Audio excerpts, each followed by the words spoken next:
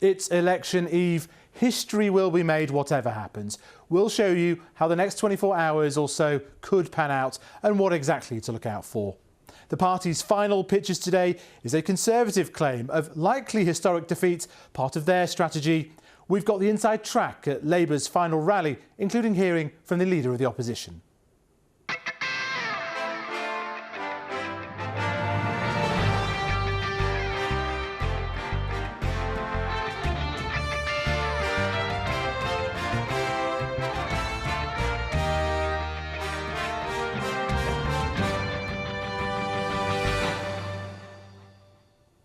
As the party machines prepare armies of operatives to get out the vote, the polling station signs are being put up outside schools and this long campaign finally ends. This is Newsnight with eve of election insights and interviews. Our political panel tonight is Gitu Harry, Boris Johnson's former Director of Communications, and Sam White, a former Chief of Staff to Keir Starmer. Plus Mariana Spring will take us through the avalanche of election social media ads about to hit you. First to Nick, who's just been at the big final Labour rally in Redditch. Nick, you were there and you got the final interview, I think, with Keir Starmer before the election. Tell us about it. That's right, the final interview with Keir Starmer before the election tomorrow at the end of a very busy day for him that took him to all three corners of Great Britain, Wales, Scotland, and then ending up here in the West Midlands. And interestingly, he chose the parliamentary constituency of Redditch. Now, Redditch was a symbol emblematic of those new Labour years. It was held by Jackie Smith, the former Home Secretary during the new Labour years, and then she lost it in 2010.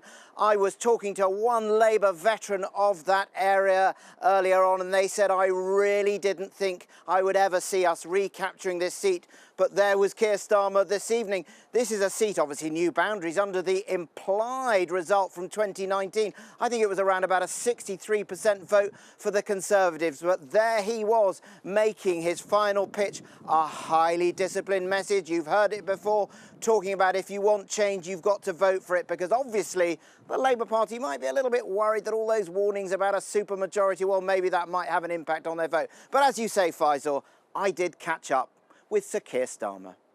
Are you daunted, Sir Keir? Sorry? Are you daunted, Sir Keir? No, we've run an excellent campaign, a really positive campaign. We've been working for this for 4.5 years, and tomorrow is all about change. And my message is into tomorrow and all day tomorrow. If you want change, you have to vote for it. We're ready for change, we're ready to deliver, we're ready to serve, but that will only happen if we get the trust and confidence of people. If you want change, you have to vote for it. Do you believe the polls? I think the polls don't predict the future. What matters is people going out tomorrow and voting. And it's very important that everybody across the country ask themselves the question, do I want change? Do I want things to be better? If the answer to that question is yes, then go out, go and vote Labour. Thank you, Sir Keir. So, Nick, it's not just the polls, is it? It's what the Conservatives have actually been saying. We've heard of the supermajority before, but now they seem to be conceding some sort of historic defeat. What's going on? Well, a historic defeat, and interestingly, some sort of mixed messages. I caught up with Michael Gove, we'll hear from him in a minute, at the rally with Boris Johnson last night, and he was saying, oh no, Rishi Sunak can be Prime Minister. And then this morning we had Mel Stride, the Work and Pension Secretary, very, very close to Rishi Sunak on the radio, basically saying the Conservatives have lost the election and what voters need to do is all about sort of mitigate what he regards as a big result for the Labour Party, and that word supermajority.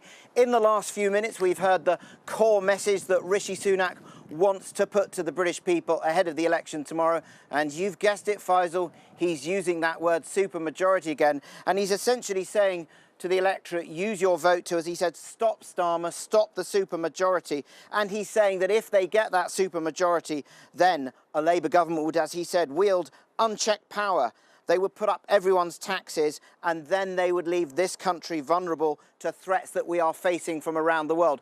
Obviously, those viewpoints are completely disputed by the Labour Party, but there you have it, a sitting Prime Minister going into an election and basically saying to the electorate, the other guys, it's looking pretty strong for them. Maybe you'll make sure they don't have such a big victory. Slightly different tone, as I said, Faisal, when I caught up with Michael Gove in Chelsea last night. There are opinion polls that do point to the potential for Keir Starmer to have the sorts of sweeping powers that I know that he would like. What I want everyone to recognise is that over the last 14 years, the Conservatives have delivered improved education, improved welfare, managed to reduce crime, got that great vaccine rollout, made sure that we stood shoulder to shoulder with Vladimir Zelensky. Keir Starmer was the guy who tried to get Jeremy Corbyn to become Prime Minister, and the key choice, I think, that he got wrong in 2017 and 2019 is a mistake that I would not want him to make again. Well, thanks, Nick. We'll come back to you later in the show. Over to you, Guto and Sam. Now, politicians don't tend to predict historic failure of their own party the night before an election. What's going on? No, it's usually the tale that there's only one poll that matters. But I think the polls have been It is extraordinary, that. Yeah, it is. It is.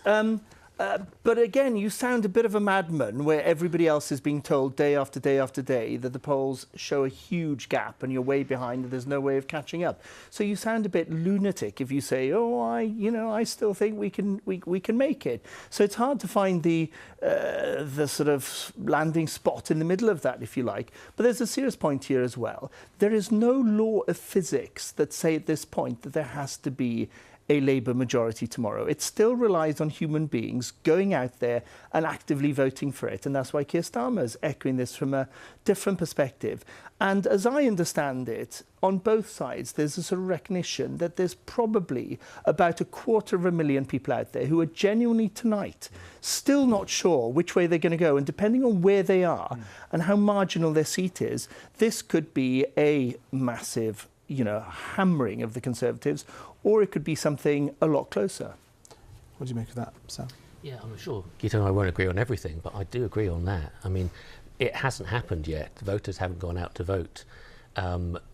Always in motion, the future is. We will find out when people actually turn out at polling booths, because I think there are a lot of people who will still be making up their minds. I think some of the MRP polls have been, frankly, unbelievable. I saw one, though, that said there was about 175 seats that were too close to call, and I think that is probably a reflection of the lots of undecideds, and that we don't know yet exactly what's going to happen. And forgive me if I say it, Faisal, but people who want change need to go out and vote for it. Ah, right. Yes, we got them. Yeah, but I guess okay. So these. It kind of really is. There's all these seats where it's extremely close. That's the point that where you're, and where it is up to people. People decide perhaps overnight. But it is somewhat chaotic at the end of this Parliament to have a party sort of campaign in this way. And I suppose some might argue that chaos began with your former boss in Downing Street. Yeah, though, when he stepped down, I think the party was about 8 points behind. And what every Conservative candidate would give to be 8 points behind at this point in time, not 20 plus. And we saw in just one intervention last night how Boris Johnson can still electrify a campaign, how he can dismiss reform in a way that nobody's been able to do in weeks, where they've just been able to be talked up and up and up. And so without revisiting him, that was the beginning of things going horribly wrong in many, many ways. And I hope that a lot of Conservative candidates, I don't wish ill upon them, but I hope some of them will reflect on the decision they took a couple of years ago to topple the man who won them their seats, who got the biggest mandate for 40 years, and who in this campaign provided, more stimulation for the rank and file than anyone else. Just at the end. But anyway, where do Labour feel that their strategy is or not?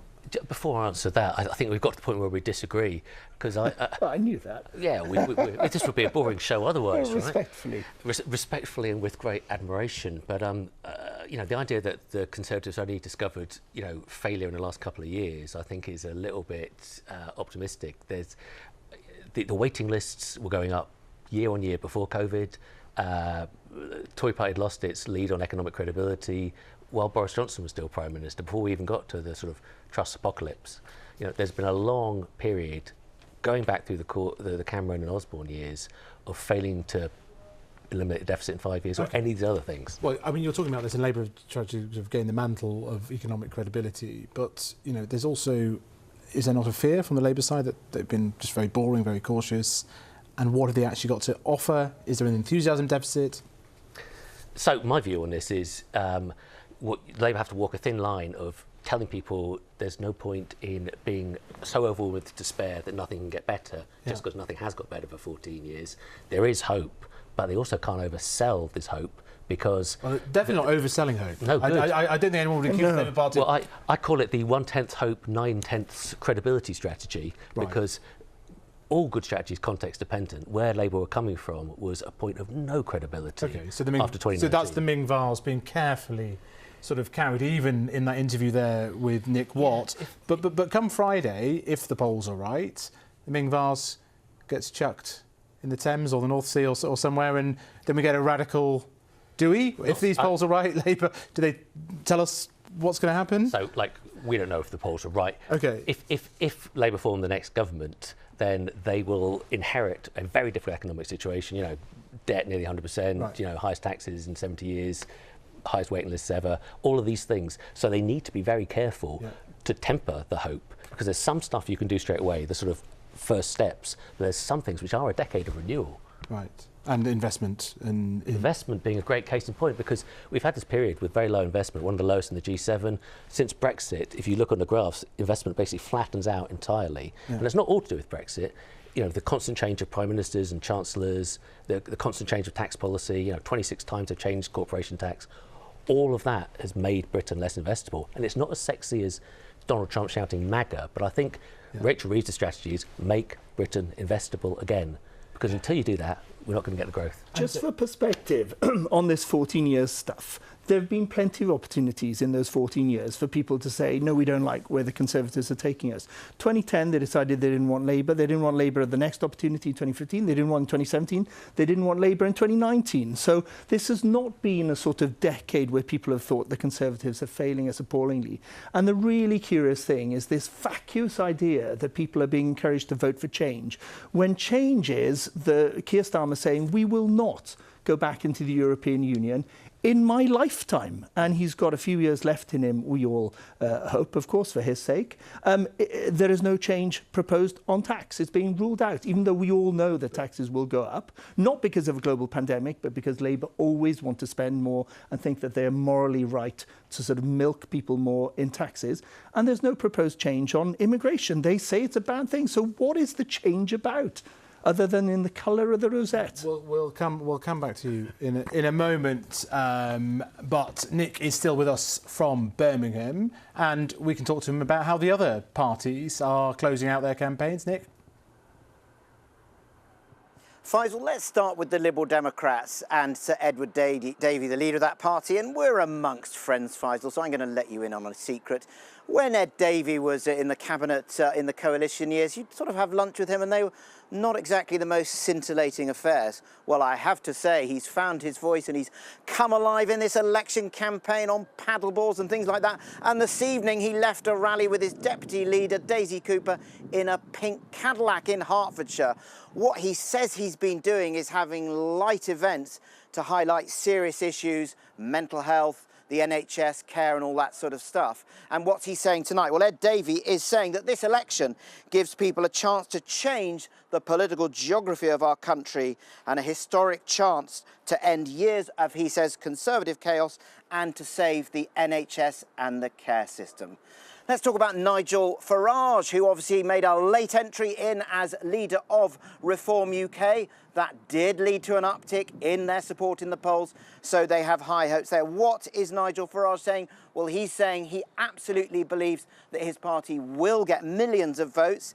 That will establish what he's describing as a bridgehead in Parliament. But then you say, how many seats? And he says, I haven't got a clue. What is the Green Party in England, Wales saying? Well, Carla Denyer, who is the co-leader of that party, pointing out that they're standing the highest number of seats they've ever stood in England and Wales. She has been talking about how she would like a cohort of Green MPs to push, as she puts it, a Labour government to be braver and bolder, to hold that government to account, and they, the Greens, say they will provide real hope and real change. So, Nick, you did say we were among friends. I'm not going to ask you to actually predict the election, but you have been all across the UK covering the campaign, speaking off the record to top politicians. Are you picking up any signs that they believe or they're acting in a way that the polls might have missed something big? Well, Faisal, I did do a journey into sort of Blue England, Middle England for the BBC website's in-depth section. You write very learned and erudite pieces for that, so you know all about that section, Faisal. And I spent some time doing that. I also spent a lot of time on trains because they've been dreadful. A lot of time to write, a lot of time to reflect. What did I pick up? Clearly, there is a yearning for change. People think that the Conservatives, 14 years in power, that's quite a long time. But I didn't detect a huge amount of love for Sir Keir Starmer and indeed for the Labour Party. Does that make them nervous? Does that mean that it might not quite go the way that the Labour Party hoped? Well, my impression is that people may not be in love with Keir Starmer, but they're not afraid of Keir Starmer. So the big fear the Labour Party has is they remember 1992, oh, Labour's going to win that election, and they didn't. Well, the difference was then, clearly people didn't have confidence in Neil Kinnock as Prime Minister, and they didn't have confidence in the late John Smith as their Chancellor. You'll remember the famous tax bombshell campaign. Rishi Sunak has tried to reprise the campaign that the Tories did in '92, warning about a tax bombshell, but the data, the polls seem to suggest that people don't fear Keir Starmer, they don't fear Rachel Reeves, they think they're pretty steady folk. Thanks, Nick. Get some sleep. We'll see you on the other side. So Mariana Spring has now joined us in the studio, obviously the BBC's disinformation and social media correspondent, and with a collection of telephones from which you have been conducting the undercover voter experiment. And we were really keen to talk to you today because, in theory, from previous campaigns, what we hear is that, like today, the 24 hours up until the poll and polling day is when you get this deluge of paid-for social media apps. Are these phones blowing up, as they say? Yeah, for anyone watching who's thinking, why are there suddenly loads of old iPhones on the table in front of us? They are, as you say, Faisal, the undercover voters. So there are actually 24 phones, this is just a selection of them, 24 fictional characters with social media profiles across all the main sites. They're based on data from the National Centre for Social Research. Their profiles are all private, they don't have any friends, but they let me test what different people are targeted with. And exactly like you say, you really feel the social media campaign hotting up in these kind of last few hours before polling day and as we head into polling day. Some of that is the official content, so it's the paid for adverts that the parties can all buy on the social media sites, on Google, other places, to target at specific groups of people. And what we've really noticed, and I've seen on my undercover voters feeds over the past day or so, is how the Conservative Party, who'd spent a bit less money actually than the Labour Party, have ramped up some of that spending. There's a lot of ads that mirror the rhetoric they've been using on the campaign trail, talking about surrendering, don't surrender to Keir Starmer, talking about there's lots of pictures of dogs and cats and things like that that are quite emotive, might make you say, oh, what's going on here? And then you've also got Labour's ads, which have tended to be about kind of introducing their slogans and candidates and ideas and so on. But I think one of the most interesting things to talk about, and what I've really noticed on the undercover voters feeds, is that a lot of the stuff that seems to be having the most impact is not necessarily the stuff that is paid for or targeted at people. It's the stuff that the algorithms, the computer-generated systems, are actually recommending to the feeds of my voters, ones that are a lot less expensive actually than buying those targeted ads. So and they come from... We're talking about Facebook and TikTok and... Facebook, Instagram, TikTok, YouTube and X. Okay. And these are kinds of, they might be a meme, they might be a video, it might be something that's actually come from the parties themselves. A lot of the smaller parties have been doing, selfie videos, talking about their policies and so on. Those have been popping up all over the feeds of my voters. But then also there's stuff coming from, not from the parties at all, but from groups of political supporters, activists, unidentified accounts. And today, I've had lots of real voters, not my fictional characters, getting in touch with me about how they're really noticing this uptick in that kind of content, but particularly stuff that is misleading, videos taken out of context, old videos circulating, stuff that's been doctored as well that is popping up on their feeds. Perhaps because the same tactics I've seen for the past 5 weeks are being used, but the audience is much more captive because people are thinking about who they want to vote for and whether they want to vote. Yes, but that's not paid. That's not the parties doing that. That's, if you like, kind of hobbyist fans of parties that are doing this as a sideline because they want to help their favourite party. Yeah, and I think it's important to understand actually the shift that certainly that I've found compared to back in 2019, because actually the algorithms and the way that the platforms work are quite different, because TikTok exists and TikTok has fundamentally changed and sort of reshaped the way that the other sites work too. So whether that's X or Reels on Instagram, and that means we're often served up content from people recommended it, from people and accounts that we don't know, that we've never come across before, and that aren't necessarily official. So it means that unofficial profiles can have a kind of outsourced, or they can have a pretty decent influence on the election. And sometimes that's a good thing. It means people can voice their opinions, say what they're thinking.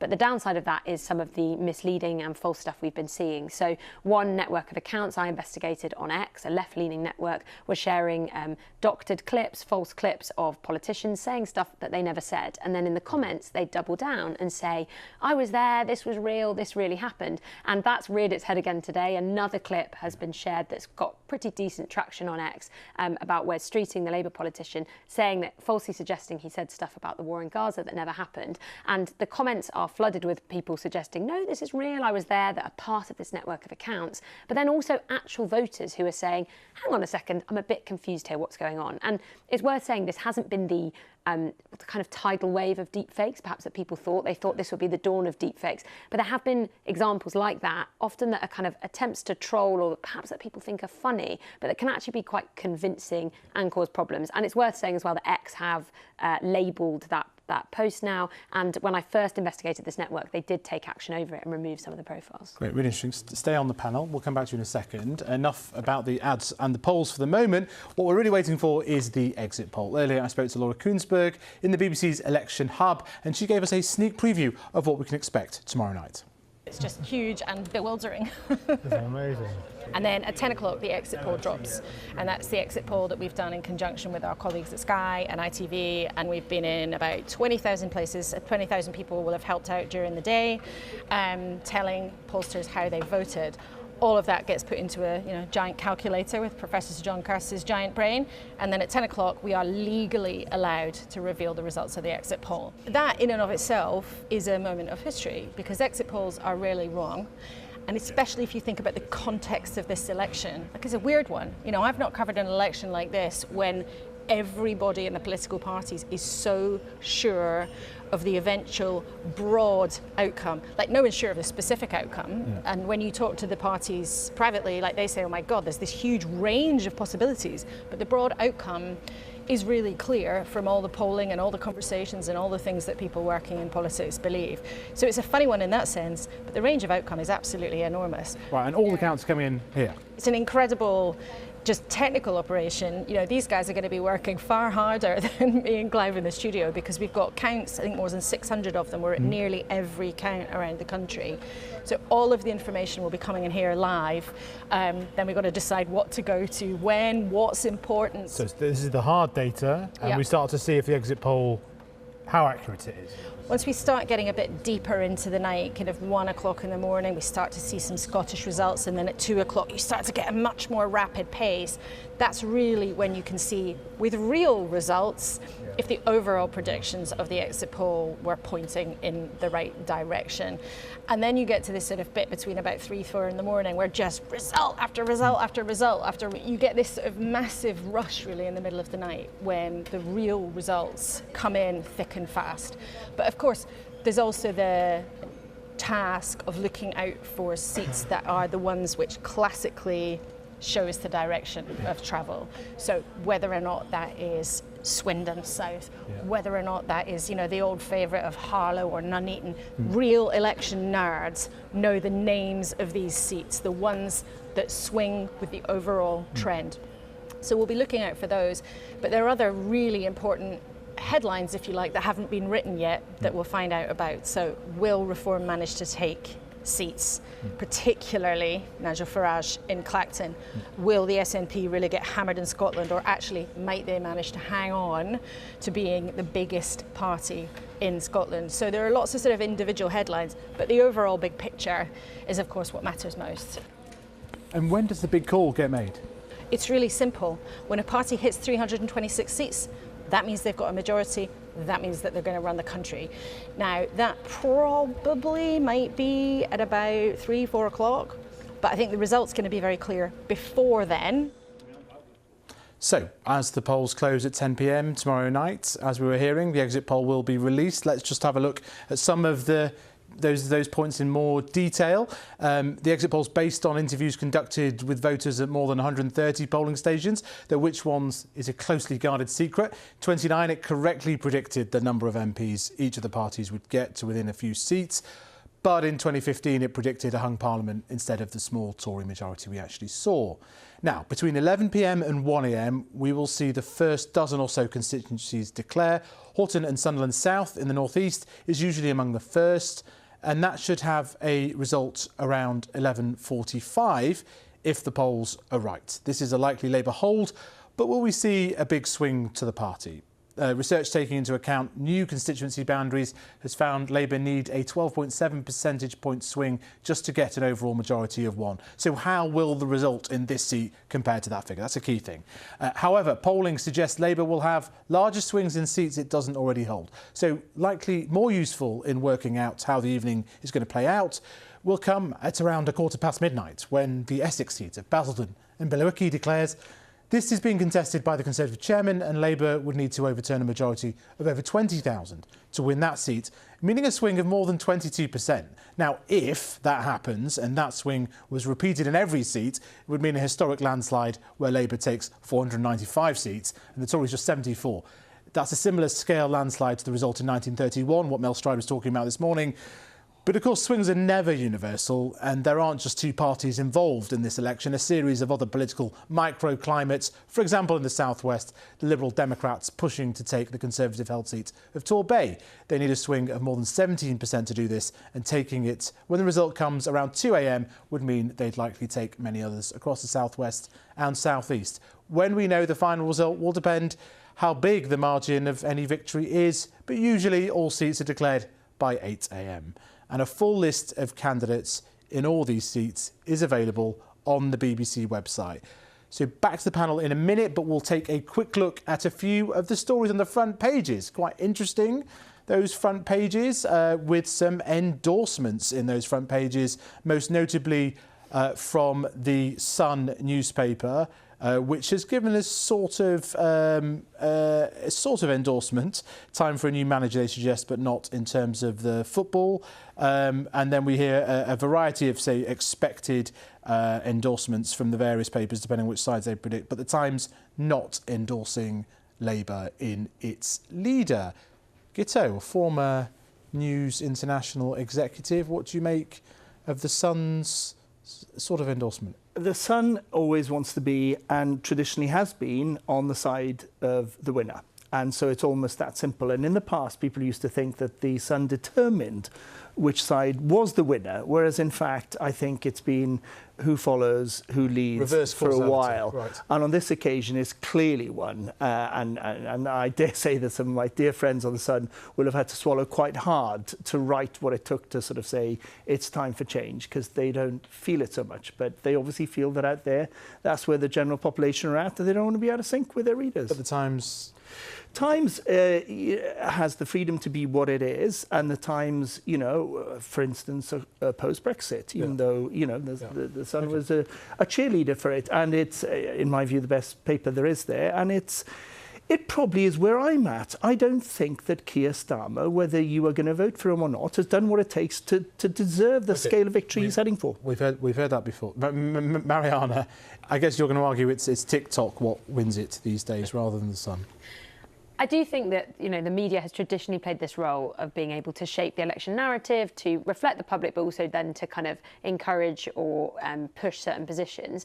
Now, when I look at the kind of election unfolding on all of these many phones and, the battle being fought on social media, I think it's fair to say that that does have a really significant impact on certain people. Actually defining that impact is difficult. A lot of it's about how algorithms and particular posts and adverts and videos and everything else can shape narratives around particular candidates and make people aware of stuff that they otherwise wouldn't have sought out, but rather it's pushed to them. So I think particularly going into tomorrow, I kind of look at all those front pages and think, actually, one of the things people need to be most kind of savvy to is the sorts of stuff they're being pushed, to what extent it's helpful and it gives them new information about people they want to vote for and why they want to vote for them or whether they want to vote at all. But then also just be so aware of stuff you're being pushed that might be misleading, that might be faked, that is people trying to, seeing it as fair game, basically, to use whatever tactics to target you and reach you, because newspapers and the media are ultimately regulated. Yeah. It's not quite the same case on social media, although the sites would all say they've invested in ensuring that we have reliable you're information. Trying to shine light on this with this collection of phones. So, Sam, just take me back to 2010. You're the Chief of Staff of the then Chancellor of the Exchequer, the late Alistair Darling, and you're in there and you probably think you're going to lose. What's that like? I mean, I'm not going to give away any state secrets by saying we weren't convinced we were going to win a fourth term after a major recession, and the Prime Minister being caught with a hot mic calling the voters bigots. That was not a great moment for us.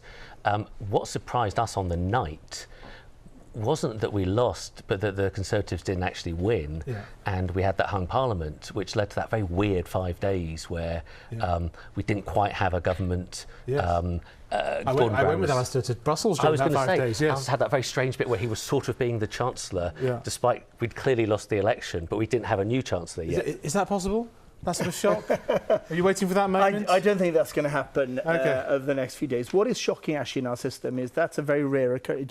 1 minute, you've got all the power, and the next, it's gone. Boom. Well, what a note to leave that on. It's a brutal business, your business, but there we go.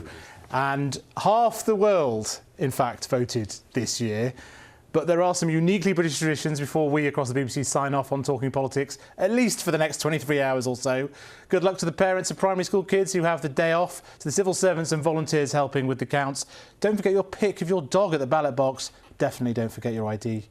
We'll report the results across the BBC with the exit poll from 9:55 on BBC One. And Victoria is back with a Newsnight election verdict special on Friday. Now, it's over to you. Good night.